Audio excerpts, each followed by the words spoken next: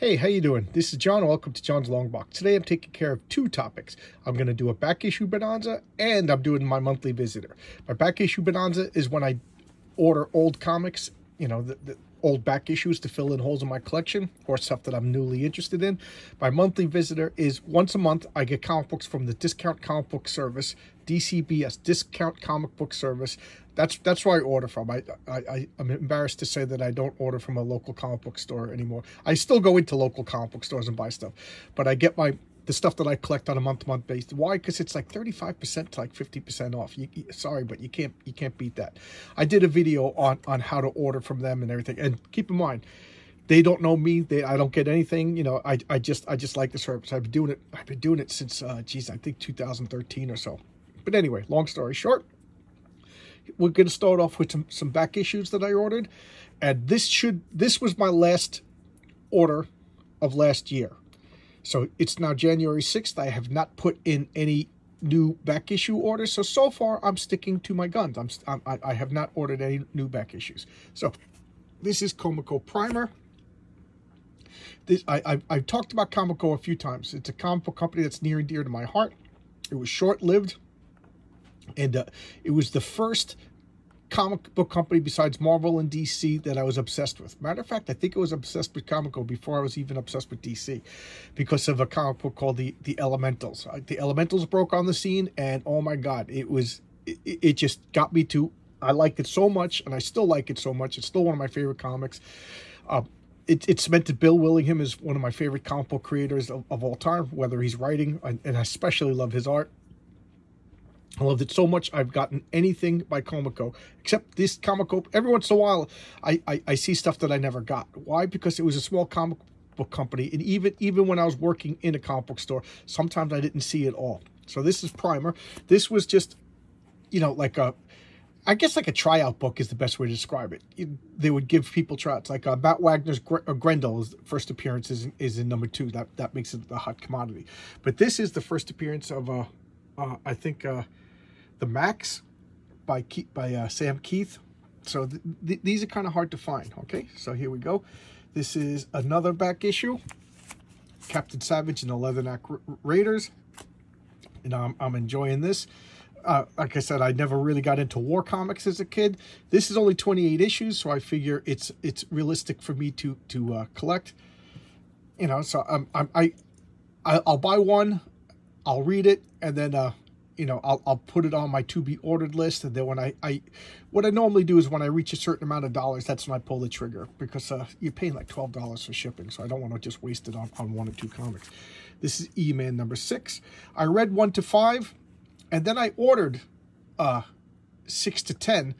But when I ordered them, I guess they sold out, because like I just said, I put comics on a I put them in my checkout, and I don't pull the trigger until I hit a dollar amount, because it's like $12, $15 to ship these days. So while I was in that, it must have sold out. So I put in a second order. So I have 7. So I got 6. I have 7 already. That's 8. Oh, I like that cover. I like that cover. Is that dirt? Or I think you could see through. Okay. Asylum. Oh, don't tell me I ordered this because it was a Prophet tie-in. Yeah. I think it's a Prophet tie-in. Oh, God, did I hate that comic. I tried and I tried and I tried.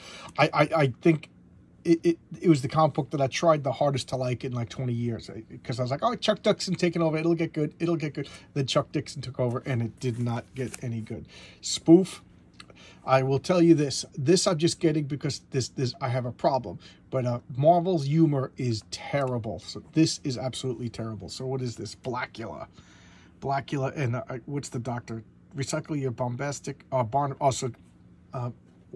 Barnaby Jones, I think. Here we got Star Wars 2. Okay, they fixed the color correction on this one a little bit better, So I don't recall correcting this one with the magic marker. For those of you who do not know, when I was a little kid, I got Star Wars number 1. I loved it. I was like, oh, Star Wars is going to be good. I was like actually looking forward to it, even though it was science fiction and comic books was for superheroes.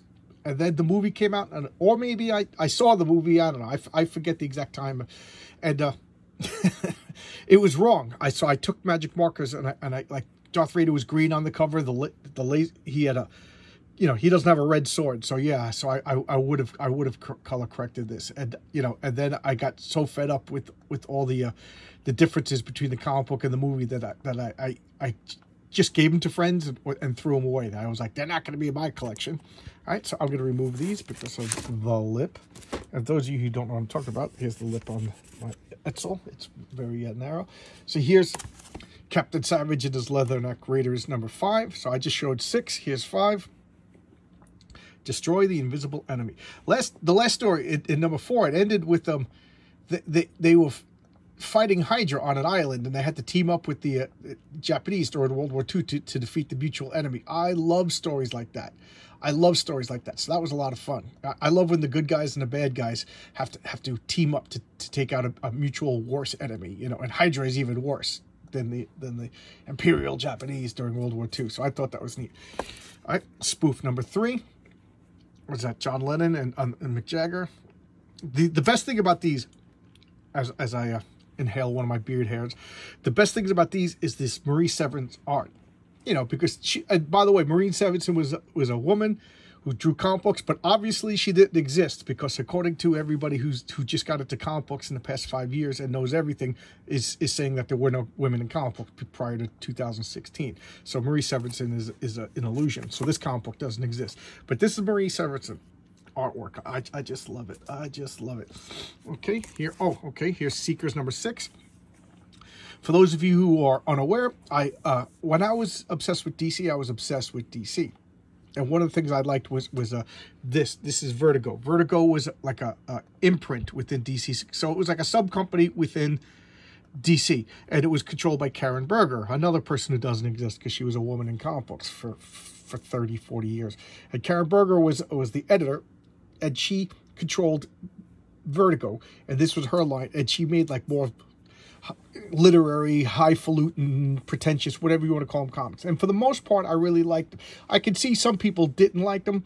I could see some people, like, you know, weren't into this highbrow, artsy-fartsy stuff. And it came out at the right time for me. I've said numerous times, I got into like a beat poetry and Jack Kerouac. I was a punk rock kid. And like most punk rock kids, you kind of grow out of it. And then I became like I was, you know, you're looking for something, you know, when you're into subcultures, you think you're a nonconformist, but you find out you're just conforming to a smaller group. And so when I outgrew this New York City skateboard punk rock kid, you know, I was looking for the next thing. Some of those guys, they were becoming like Hare Krishnas and stuff like that. Oh God. And, you know, they're all looking for a group to fit in. I went, I guess it's a theme in my life, but I looked backwards, and I really liked like the beatniks, you know, and the beat poets, stuff like that. So I got into Jack Kerouac and Neil Cassidy and guys like that. So Vertigo was like perfect for me because I was pretentious. I got no bones about it. These guys were pretentious. You know, I thought I was going to be a writer. I thought I was going to be a novelist. You know, I carried around a journal, started writing down my notes. I traveled across the country, and, you know, I became pretty insufferable, if you ask me. I mean, I was an insufferable punk, and then I was an insufferable beatnik, and I'm probably an insufferable comic book nerd in my 50s. I was a comic book nerd through all this, but I was hiding it at that because, believe it or not, it wasn't cool to admit that you were comic books until pretty recently. Like, when I was a wee little kid, it was like mental illness to say that you like comic books. And then later on, it became like, oh, okay, I like that too, but it's time to move on. And then later on, it was just like, yeah, I like comic books as a kid, but geez, come on. And then when you're an adult, you're like, oh, you can make a fortune. Nobody cared about the comic. They just thought it was money. And nowadays, it's like, oh, comic books are great. So there you go. But anyway, this is Seekers. This is written by J.M. DeMatteis. And this is a guy that I think was going through, like, I just discovered this now, because not every, I was also broke most of the time, so even as much as I obsessively tried to get everything, I couldn't afford it. And to tell you the truth, I don't remember this coming out. But this is a series, J.M. DeMatteis, Michael Zulli. So excellent art, excellent writing. And this character is a writer. He wants to write screenplays. He moves to Hollywood, and he gets one movie made, and then he can't do another movie. And, of course, he thinks the gravy train's going to last forever. You know, he ends up getting a divorce. He gets a new girlfriend. He's a detestable human being. Matter of fact, he reminds me of the Jammer from The Jam. That character, if you saw my video about The Jam. But the saving grace is he has a near-death experience, and he starts to realize that he is pathetic. He is a disgusting person, and now he's on a quest. So it's a redemption arc, or at least it is up to issue number 5. So I'm really enjoying this. There's, you know, nothing wrong with a garbage character that's proven himself. We all love the hero redeems himself, or, you know, or the lovable loser, you know, escapes poverty, becomes a good guy. You know, I like that. Just the Jammer. He never, even when he wins a lot of money, he's still a bum. Here's E-Man number 10. Look at these covers. Look at these covers. And I think number 11, John Byrne actually takes over, one of my favorite comic book artists. So here's my continuing of 2001. I think this is the first appearance of Machine Man. I forget if it's in 7 or 8, but there we go. It's in here. Machine Man. They call him Mr. Machine, and then later on he becomes Machine Man. I'm Conan the Barbarian. Again, I didn't like Barbarian comics. I didn't like Sword and Sorcery comics until I started doing this channel. Even though I bought Conan the Barbarian number 1 because, you know, I was like, I should have this. I have a big comic book collection. I don't have Conan the Barbarian. So I bought it. But I put off reading it because I knew once I read 1, I would have to read 2. And, you know, you guys got me to read it. Now I'm really enjoying it. I did not like number 1. Okay, so here's, you can laugh at me all you want. Femforce Pinup Portfolio. Oh, I can't even say that. Volume 4, and this is the last of this little series. You know, and as the blurb was, it's cheesecake but not porn. So, you know, naked chicks. Just there's no naked chicks in it. Okay, so there you go. It's and they have some pretty good artists doing this. And let's face it, Femforce has got 2 big reasons why these comic books are popular. Because sometimes they'll I know in one of the issues, it ended on a cliffhanger, and then the next issue, they never followed it up. You know, it was over. It was resolved, or they never made reference to it. So I don't know if it was resolved in a secondary issue that like another comic that I don't know anything about. So there's some the biggest problem with this AC Comics is the editor. Is just like the biggest problem with Image was the editor. All right, we could fit one more on the lip. Okay, here's one of my very first Avengers comics of all times, and this should be familiar if you watch my channel because I did a showcase on this. But that comic was really beat up, just really beat up. Just I try not to be like a condition queen, but near mint. But that comic was a little beat up for me, so I bought another copy. All right, so I gotta clear the lip. Oh, I just realized you could see my bills. All right. Dollar Comics. So because I got that Jonah Hex Spectacular that I really liked. Oh man, I actually had a dream about that comic, and I started playing Western Legends. That's why I did that showcase about the video game. All because of that comic. I've been on like a Western kick. A couple of you guys recommended cowboy movies for me to watch. I'm watching them. So you know, I'm off work, so I'm reading comic books and watching cowboy movies, and if I didn't have to take my little cat to the emergency vet today, this would be great. She's got liquid fluids building up in her chest, so we got to do something about that. She's diabetic, so I hate to say, but she's also pretty old, so I don't know. All right, so this is a dollar comic. I forget what they call it, but 5-star superhero spectacular. So I don't know how I'm going to log these, because I logged the other one as Jonah Hex Spectacular, even though it was called something else. But this is the same. So who is this? Oh, Neil Adams. Look at that, Neil Adams. Again, I didn't even look at the covers. I just started clicking them. And this is the same thing, DC Special Series. DC Special Series. Look at that, Bernie Wrightson. So I think this is just reprints of comics I pretty much already have. But look at that cover. Bernie Wrightson. Master. To me, he's up there in like a special category with like Neil Adams and Bernie Wrightson and Frank Frazetta as far as like legendary comic book artists. Castle Full of Blackbirds, number 3. I'm really enjoying this. This is set in the Hellboy universe. I really like anything Hellboy related. It's just top quality. And one of the things I like about it's a perfect mix of horror, superheroes. You know, and then they'll go into the past. Some of the comics will be set in like Edwardian times, you know, so it's like historical fiction. It's everything. And I pull a lot of stuff out of the Mike Mignola world into my role playing games, which I gotta I gotta finish that. Sometimes one of the things I do is I get like too much of like compulsive that, oh, it's not perfect, and then I never do it. So I'm making a video about my role-playing games, and you know, I should just do it. Here's another in that DC special series, Sergeant Rock special, Joe Kubert. I'm looking forward to this because my comic book taste is changing. Yeah, this is gonna be, it's gotta be good. Okay, I can fit another one on the lip. So you ready for this one? This is one of my missing what ifs. What if Jane Foster had found the Hammer of Thor?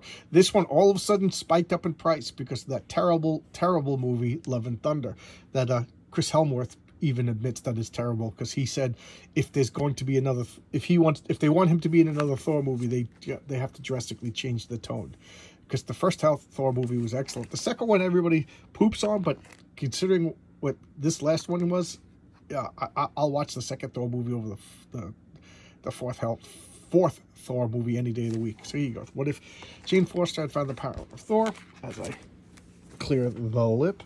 Okay, so now I'm still doing, these are still back issue Bonanzas. This is still stuff that I'm plugging holes with. This is 1994, which was called 1984, but they changed because of some other magazine with a similar title. This is Warren Magazine. It's the same people who do Creepy and Eerie. Oh, okay, I thought these were creases, but this is just lines in the because it does not look like creases, but it's not. It's just the artwork. And so this is science fiction. And the first 10 issues or so were like borderline pornography, just you know, just naked girls and flying spaceships, you know, whatever, spaceships and boobs. But this still has spaceships and boobs, but the story quality is actually getting a little bit better. So maybe I will showcase it one day. So that was issue 15. Here's issue 16. The apocalypse was over, so I guess dinosaurs come back after the apocalypse. And now check out this nonsense. This is called the Treasury Oversized Edition. This is the original 2001. So you're supposed to read this first. So I actually started reading 2001 out of order, but this is like the movie. So I already saw the movie. I love the movie, so I don't feel too bad reading them out of order. Something I normally wouldn't do. But like I said, I'm getting like, you know, my obsession with comic book. Well, I still obsessed with comic books, but my compulsion, I guess, is calming down. So now we are in official back. This is monthly visitor. Okay. So meaning these are actually brand new comics. So this just came in. So this was 2 different boxes. That box was Lone Star Comics, and now this is Discount Comic Book Service. So this is Airboy. Believe it or not, Airboy was one of Chuck Dixon's very first monthly series when he started, and I started collecting it, and I didn't know who Chuck Dixon was. I just got it because they did a brilliant marketing ploy, and it worked on me. What it was it was like 50-cent comic books at a time when all other comic books were 100. When every other comic book was $1, these were 50 cents. So they were like half the size. They were like real floppies, and it was 50 cents. And I was like, how can you go wrong? And I just got hooked on them. And it's about Airboy, who was an air fighter from World War II. So now in the first issue, he was killed, and now his son's taken over in the modern day. And Chuck Dixon wrote it. And it was canceled at issue 51. So this is now issue 52. Why could they do this? Because Airboy is in the public domain. So Chuck Dixon, who pretty much redefined Airboy for, you know, a new generation, a new time, is continuing the story. So I kind of like that. You know, again, I'm a Chuck Dixon fanboy, so why not get the original comic book that made me a fan of Airboy. This is Junkyard Joe, issue number 3. I talked about this in my last monthly visitor, which was like 2 months ago. I think they messed up for a month. I got to look at my videos because I try to do the monthly visitors the day they come in or the day after. But anyway, this is I love this. This is just a throwback to DC Comics, and I think it's rubbing it in DC Comics' face because Jeff Jones, the writer, he wanted to do a GI robot story, and DC told him no. Why did DC tell Jeff Jones no? I'll never know. As I take a sip, because my throat's already hurting. And what they did was, so he was like, all right. So he created Junkyard Joe. And I think it was smart on his behalf, because now it's a character that he owns. He controls the lore. If whatever. It's his new character. And this is something the checker box that DC used to do. So I think he's kind of just rubbing it in her face. Ha ha ha. You're not making any money, and I am. The Witcher. Now, it's funny because my friends gave me nonsense because I watched The Witcher. I got all excited with The Witcher when it first came out, even though I never heard of it. I never played the video game, but I was like, oh, this looks good. You know, everybody likes Henry Cavill, so I was like, this is going to be a good series. And I hated it. I hated the first season. I was like, I don't want to watch the second season. And they're like, oh, you got to watch the second season. And I was like, it jumps around. I don't know what's going on. You know, call me stupid, but I had no clue what the F was going on. And they're like, well, that's because it was for the video game. Well, I said, well, I didn't play the video game. So, you know, I'm not playing a video game to understand the TV. So I never watched season 2. Now it's a mess. So now I feel justified. But anyway, these are the comics. And I bought the comics. I don't know why, even though I hated the show. And they were excellent. They were excellent. So now I'm continuing with the Witcher comics. The ones that I read so far were excellent. Okay, so what is this? Oh, Hit Woman. Okay, Jennifer Blood. Okay, so I've been collecting Jennifer Blood. Jennifer Blood started out, when Garth Ennis created and wrote the comic, it was like a female Punisher. And her family she grew up in the Mafia, and her family got whacked by another Mafia family, so she wanted revenge. So she had the perfect cover. She was the perfect housewife, PTA mom, and she would put sleeping medicine in their husband and kids' food, and then go out and seek revenge. Then she gets arrested, and then Garth Ennis left, and the new writer basically it became like Natural Born Killers after that. And I really thought they betrayed the character. And so I was like, I bought it out of loyalty, but I was like, I don't know, you know. So I haven't started reading it since they rebooted it, so I don't know if it's any good or not. Oh, I ordered these so long ago, I forget what I ordered. Gru against Gods Against Gru, so I guess all the gods are beaten up on Gru. I loved Gru. I love Gru so much, and it's funny because I'm like years behind. I got stacks and stacks of Gru comics that I got to read, but I got every Gru comic from Pacific Comics #1.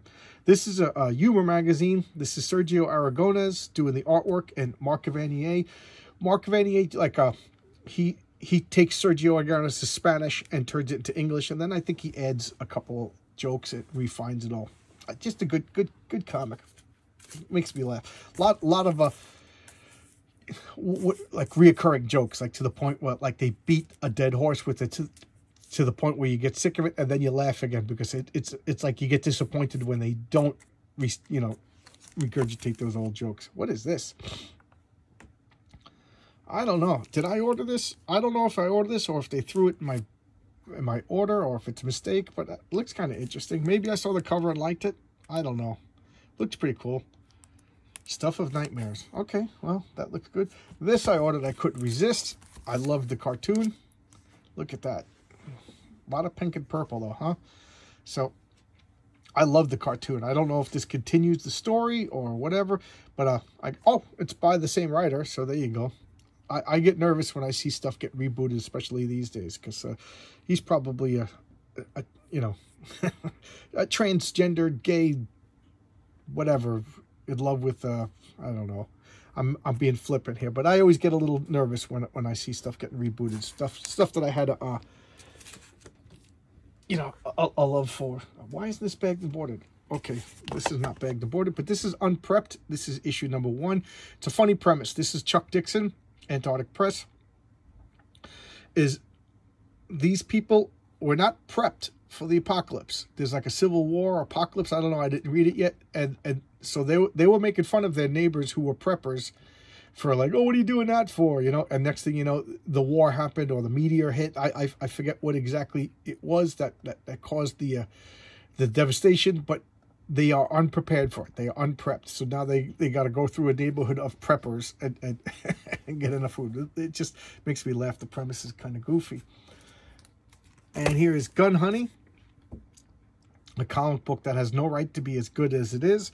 It's suggestive, it's risque, no more so than I'd say like a James Bond comic or anything, but she's this sexy hot girl, and what does she do? She's not the killer, she's not the assassin, she's not even the spy, she's the person who procures the guns. So the way to describe this, remember that in The Godfather when why can't I remember his name, when he goes into the bathroom and there's a gun in the toilet, and he takes the gun out and then he kills him, and nobody expected to look for a gun in the toilet. Well, she's the one who put the gun there. So that's what she does. She breaks into places and hides the guns. She, it's kind of like, I don't know, a silly premise, a unique premise, I don't know, but I like it.